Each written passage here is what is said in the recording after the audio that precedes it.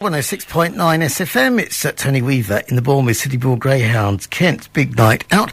And we're talking now about a new test. Apparently, new UK citizens, when they come to the UK, or when people apply to come to the UK, what they have to do is take a passport exam. And if they don't get 75%, then their passport application will possibly not be, or probably even not be recognised. So we can talk now about this to George Sanderson, who's actually set some of these questions. Good afternoon, George. Good afternoon. So tell us about the exam, how it was devised. So the test was first announced and introduced in 2005. Basically, it was part of the Labour government's plan to help people integrate and develop their knowledge of life and language in the UK is the formal requirement for it. And since then, so the test has been revised by the new government, and it exists as basically that kind of thing. It's a chance for people to hopefully come to know British culture and our history and modern celebrities and some of how our government works, really. Now, notice on the press release, they didn't put the easiest questions on there. So the first one was, who was Kenneth MacAlpine, a Danish king, an Anglo-Saxon king, a Scottish king, or a Viking? Now, I made an educated guess at this, given that it was a UK citizens test, and I got it right. It was a Scottish king. Then you asked a question about Catherine Howard, whether it was the sixth wife of Henry VIII, true or false, and I think I got that one wrong. I can never remember the order of his wives. I think I said she was the... so I found out it was the fifth wife, and I didn't know the answer to the poem She Walks in Beauty. And you gave us a choice of Sir John Betjeman, Sir Walter de la Mare, Elizabeth Browning, or Lord Byron. And it was, in fact, of course, Lord Byron. So how did you choose those questions? So, the questions are drawn from the study materials, and they cover a broad range of topics, really. It's actually everything from, historical details, which actually goes all the way back to kind of the formation of Stonehenge, through to, say, more recently with, say, the IRA and the Troubles and the coalition government, and there's everything in between.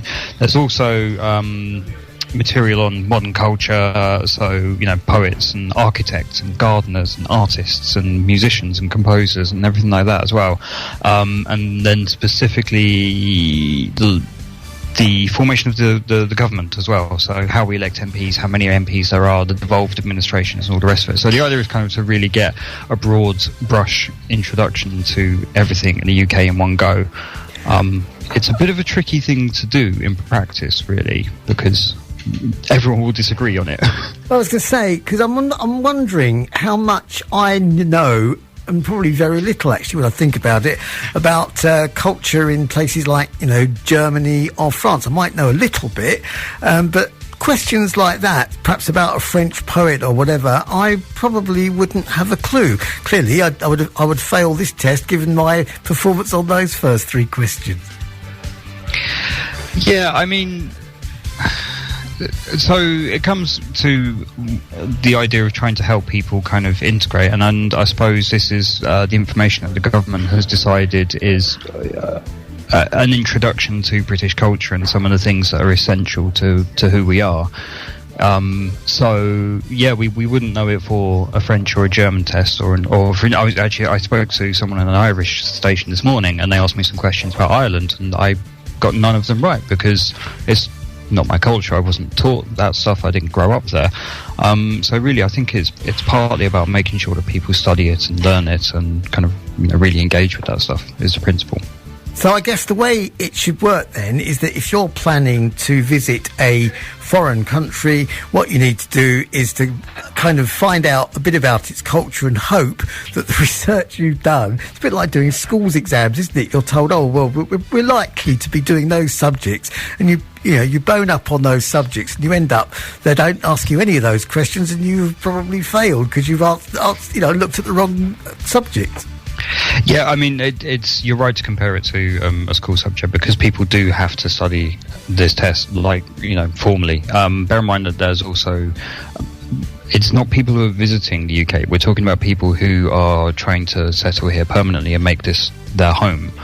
Stay here forever, basically. So they've also got to take an English language test, for instance. Even if they are from a background where they can speak English fluently, if they're not from an English-speaking country, then they still have to prove that they can speak English, which there's some sense to it, but then you see how it applies in individual cases, and it seems less sensible.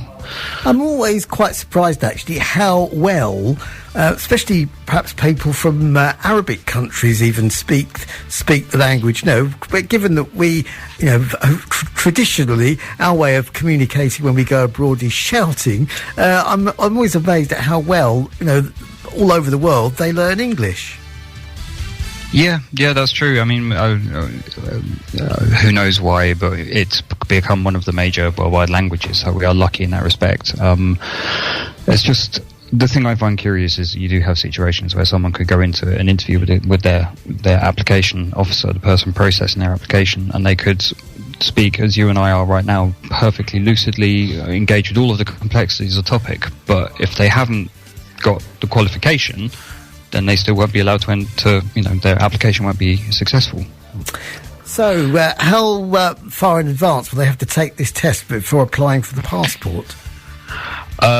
So you can take it any time you like. Basically, the moment you pass, you have that certificate, and that there's no time limit on that.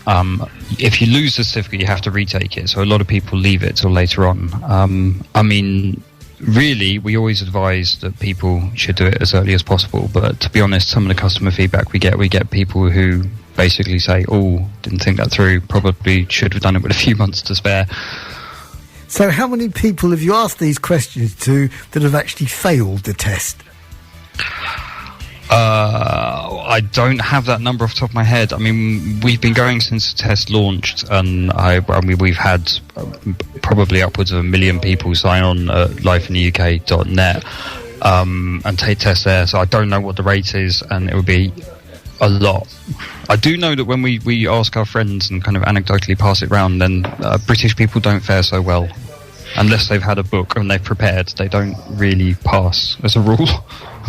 And I can understand that. As I say, I'd have failed those 3 questions. As I say, I would educate to guess 1 and 2 wrong answers. So, if I'd have got that throughout the test, then it would have been a fail. So, how can you bone up on the subject? How can you kind of decide what questions to answer?